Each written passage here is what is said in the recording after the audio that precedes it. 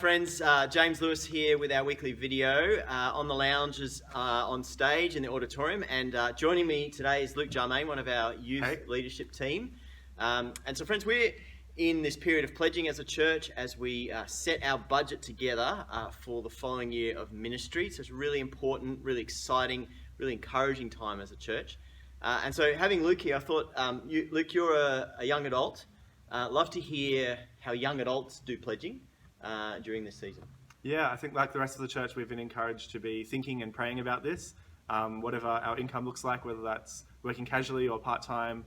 I think it's a really helpful thing for us to be thinking, how can I set a pattern right now for the rest of my life of how I want to give?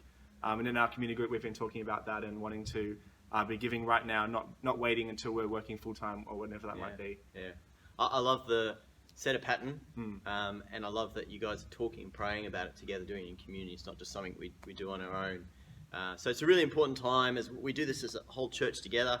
Our young adults are doing it. We're all, as families, adults, individuals, pledging together. We have 2 more Sundays in our pledging season. And so if you haven't pledged yet, then really encourage you to do that. You can either do that online or here on a Sunday with paper. Those 2 options were available in the pledging letter that you got. So 2 more Sundays to go for pledging. The other thing I want to chat about, Luke, is just a little bit of insight into how youth are going on Friday nights. Because a lot of the stories that we hear during COVID, it's been a very difficult time, and for a lot of businesses and groups, it's been a really kind of shrinking time, really difficult time. And we know that's true, that COVID has been very difficult for lots of people. And at the same time, there's some really good news stories coming out of youth. And so tell us what that's like as you've come out of the cave, back on site. Tell us what's been going on with youth. Yeah, so we were online for quite a while during lockdown, and then we've been able to come back on site and have ministry all together in person for quite a while now, and that's been really exciting to do. Right. And what's been great is just that God's brought heaps of kids back after lockdown. Our 9 to 12 group hasn't really lost any numbers. They've continued to go strong. And our 6 to 8 group right now is absolutely booming. Yeah, okay. So really encouraging 9 to 12s, solid and held their numbers. When you say 6 to 8 is going really well, is that like 30 kids coming on a Friday? What does that look like for big numbers? So we had our record night on Friday. We had 66 youth at year 6 to 8. Wow, so it's just 6 to 8, not across the whole. That's really exciting. So that's your broken kind of all the records from before. Yeah, and that record was only set a few weeks ago, and then a few weeks before that. Wow. So they're just bringing their friends along. We've got a few evangelists in the year 6 to 8 group who love sharing their faith at school, telling their friends about Jesus, and then they'll bring them along to hear more. Yeah. So that's really encouraging to see that they've been shaped by Jesus. Yeah, wow. And of course, every number, over those 66, there's a story behind each of those, and we don't want those to get lost in the numbers. So do you have any kind of encouraging stories in those 66?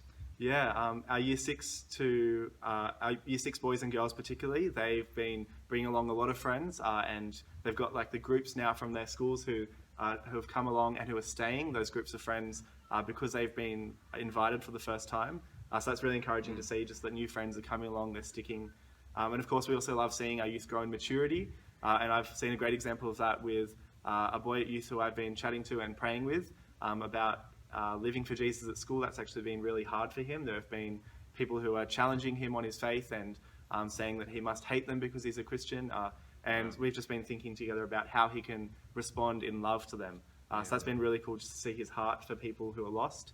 And even when he's being persecuted in that way, he's just still wanting to love people with the love that Jesus has. Yeah, wow. What a growing time, time for him. That's really exciting.